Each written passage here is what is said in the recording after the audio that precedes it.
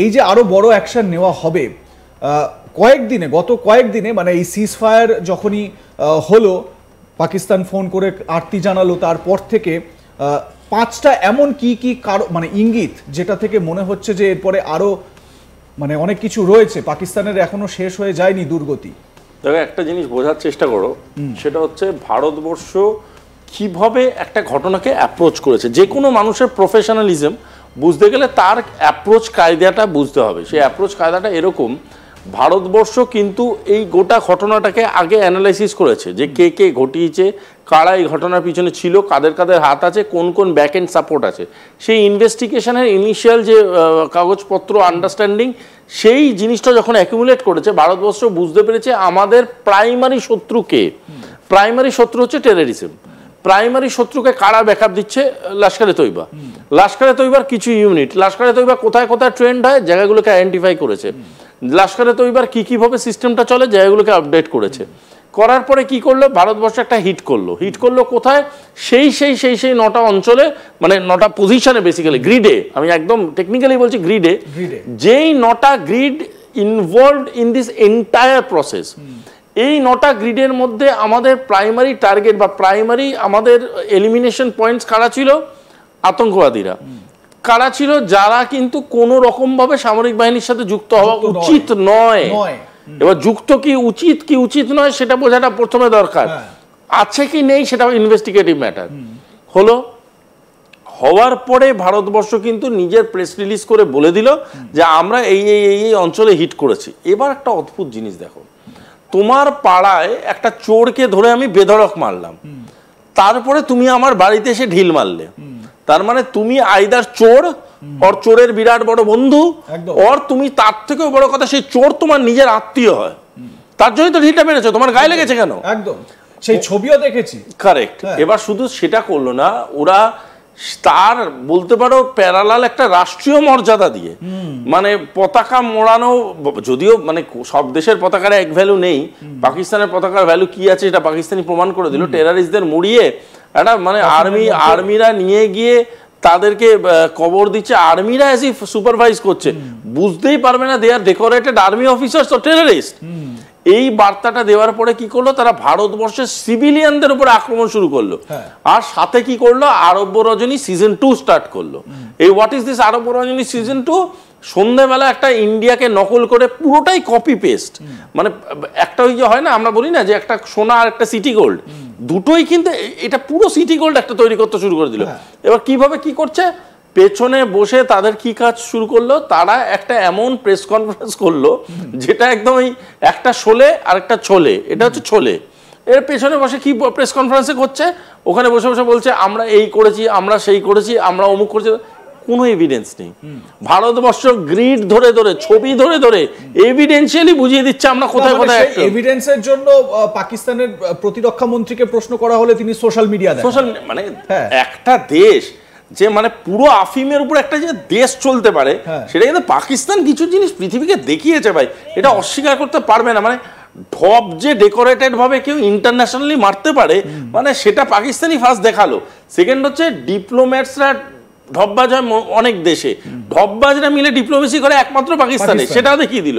Third, আর্মির লোকেরা বসে বসে বলছে অমুক জায়গায় তমুক জায়গায়। শোনো, army is such an organisation, যেইটুকুনি আমি জানি বা চর্চা করে বুঝেছি, ভারতবর্ষের যেইটুকুনি আমাদের জানার সুযোগ করে দিয়েছে তাতে আমি বুঝেছি each and every step army মানে ডকুমেন্ট করে।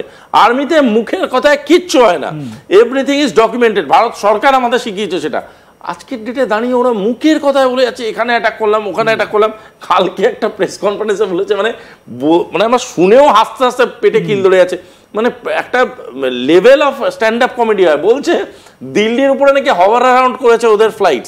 পয়েন্টটা হচ্ছে দিল্লির উপরে যদি হভার অ্যারাউন্ড করে থাকে ফ্লাইট, দিল্লির কোনো জনতা তো দেখে থাকবে, কেউ তো ভিডিও করছে নাকি? ভারত সরকার সবার ভিডিও অফ করে রেখে দিয়েছে, কারোর কোনো এভিডেন্সই নেই হভার অ্যারাউন্ড করা। যদি কেউ ক্যাপিটাল পেনিট্রেট করে হভার অ্যারাউন্ড করে থাকে, তার মানে তারা তো অনেকটা ডিস্টেন্স ট্রাভেল করেছে, তারও কোনো এভিডেন্স নেই। এবং সব থেকে বড় কথা, যদি সেটা করে থাকে কোনো ফ্লাইট, তার মানে তো তারা ইন্টারন্যাশনাল বর্ডার লাইন ক্রস করেছে, স্বীকার করছে। মানে একই ধারে তুমি দেখো নিজের কথাটাই কতটা কনফিউজিং করে তুলছে। এইরকম একটা দেশ যার সাথে আমরা লড়ছি, যারা মিথ্যেকে সব থেকে বড় অস্ত্র হিসাবে তৈরি করে লড়ছে, আমার কাছে এর থেকে হাস্যকর একটা পরিস্থিতি হতেই পারে না। It's a impossible piece of মানে লিটারেচার। কি প্রমাণ করতে চাইছে তারা? শুধু ফেস সেভিং অ্যাক্টিভিটি, শুধু ভোট ব্যাংক, শুধু কিছু এমন ঘটনা যেগুলোকে দাবিয়ে দিলে পাকিস্তানের প্রতিচ্ছবিটা পৃথিবীর কাছে ঠিক থাকবে।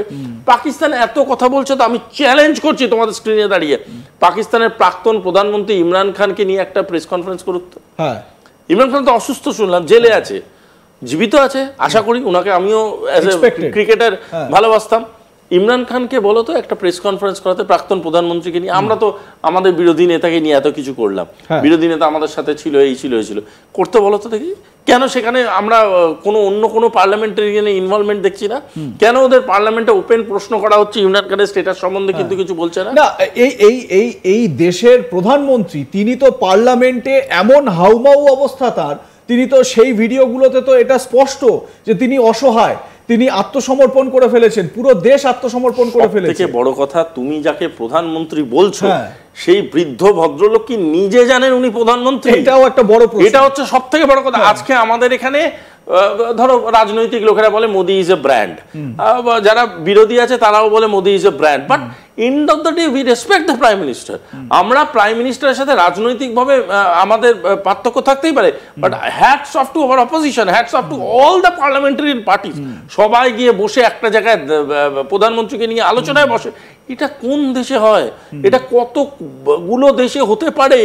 এটা প্রমাণ করে আমাদের বৃহত্তর গণতন্ত্রের কথা।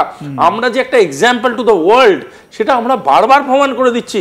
আর সেখানে পাকিস্তানে কি? পাকিস্তানের প্রধানমন্ত্রী স্টেটমেন্ট করছে, গলা কাঁপছে। পাকিস্তানের প্রধানমন্ত্রীকে ডাইরেক্টলি স্পাইনলেস বলছে তাদেরই পার্লামেন্টারিয়ানরা। পাকিস্তানের প্রধানমন্ত্রী জানেন ডিফেন্স মিনিস্টারকে বিদেশি চ্যানেলে পাঠাচ্ছেন, সেখানে উনি দিনের পর দিন যা হাস্যকর স্টেটমেন্ট করে দিচ্ছে, গোটা দেশকে লজ্জায় ফেলে দিচ্ছে। তাদের নিজেদের পার্লামেন্টারিয়ানরা বলছে। সব থেকে হাস্যকর জিনিসটা মানে তুমি যেই প্রতিরক্ষা মন্ত্রীর কথা বলছো পাকিস্তানের, তিনি তো মানে পার্লামেন্টে দাঁড়িয়ে, মানে ডকুমেন্টেড, এটা রেকর্ড হচ্ছে, তিনি সেটা বলছেন যে আমাদের যারা আমাদের মাদ্রাসার ছাত্ররা, মাদ্রাসার পড়ুয়ারা, তারা হচ্ছে সেকেন্ড লাইন অফ ডিফেন্স। মানে সেনার উপর কোনো ভরসা নেই। তুমি ভাবতে পারছো একটা সেনার পোশাক পরে আমরা টেররিস্টদের মারছি? Is it A condition of insurgent army? তুমি একটা ইনসার্জেন্ট আর্মি বানিয়েছো ভাই। যে আর্মি কে? আর্মি যারা সিভিলিয়ানদের প্রোটেক্ট করে, এরা সিভিলিয়ানদের অ্যাভিয়েশনকে অ্যাটাক লাইনে ফেলে দিচ্ছে বাঁচার জন্য নিজেদের। এদেরকে তুমি বলবে গভর্নেন্স? এরা নিজেদের গভর্নেন্স হিসাবে বলে? আজকের ডেটে দাঁড়িয়ে যখন ইন্টারন্যাশনাল করিডোর বলেছিল, এরা নিজেরাই নিজেদের মসজিদের আগুন লাগিয়েছিল, এরা নিজেরাই নিজেদের